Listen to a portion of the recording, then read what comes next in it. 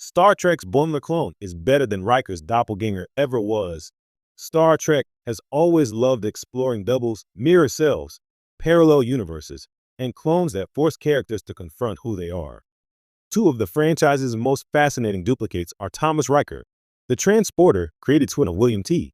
Riker, and William Boimler's clone, William, introduced in Star Trek Lower Decks. Both offer compelling takes on identity and the price of being second best. But strangely enough, Boimler's duplicate ends up being a more successful and satisfying version of the concept than Riker's. The reason has less to do with how much screen time each received and more to do with how Lower Decks cleverly uses humor, tragedy, and character insight to make Boimler's clone feel like a living, breathing person with narrative weight, while Thomas Riker, though iconic, was largely left as a dangling story thread. Thomas Riker, a brilliant concept that fizzled out. When Star Trek The Next Generation introduced Thomas Riker in the episode Second Chances, it was one of the most inspired science fiction twists in the series.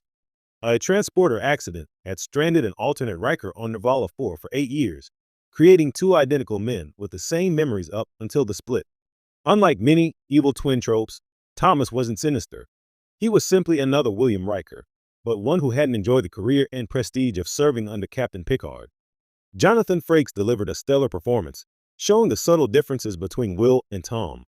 The dynamic between them, Tom's bitterness at Will's success, Will's discomfort at seeing himself from a less privileged angle, and their shared affection for Deanna Troi, made for a gripping one-hour story. But then, Thomas Riker essentially disappeared. Deep Space Nine revived him briefly, turning him into a Maquis terrorist, but his arc was never truly resolved.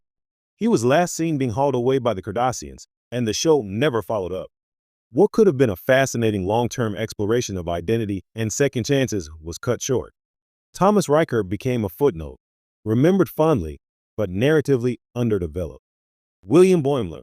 Comedy and tragedy collide. Decades later, Lower Decks introduced its own twist on the duplicate trope. In Season 3's Mining the Mind's Minds, a transporter clone of Bradward Boimler is accidentally created. In a moment of sly meta-humor, he decides to go by William Boimler, echoing the William/Thomas Riker situation. What starts as a joke quickly becomes something deeper. William accepts an assignment to join Section 31, already a more ambitious narrative trajectory than Thomas Riker ever had. His presence is short-lived, however, as he seemingly dies during his induction. But Lower Decks doesn't stop there. In Season 4, the show reveals that William faked his death and continues to work with Section 31, giving him a mysterious and morally ambiguous role that contrasts brilliantly with Brad's awkward but good-hearted personality. The genius of the Boimler clone storyline is that it uses comedy as an entry point, then pivots toward genuine pathos. Fans laugh at the transporter mix-up and William's pompous decision to become the better Boimler. But the longer he remains, the more he highlights Brad's insecurities. William represents everything Bradward thinks he should be: confident, decisive, and destined for greatness. In this way, William functions both as a rival and as a distorted mirror, something Thomas Riker never fully got to be. Why Boimler's clone works better?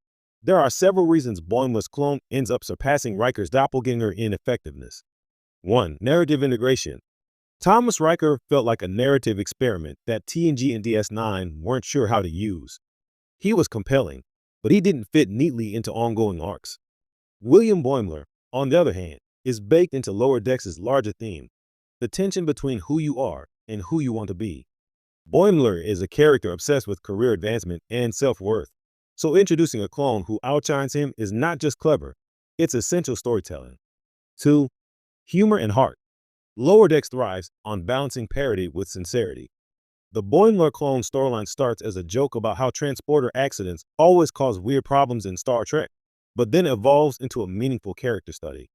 The humor softens the science fiction absurdity, while the emotional payoff lands harder because it catches audiences off guard.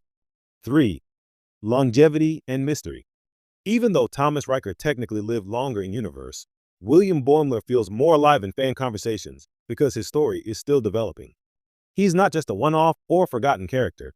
He's a wild card who might pop up in future seasons, possibly as an antagonist, ally, or both. The uncertainty keeps him interesting. 4. Commentary on legacy.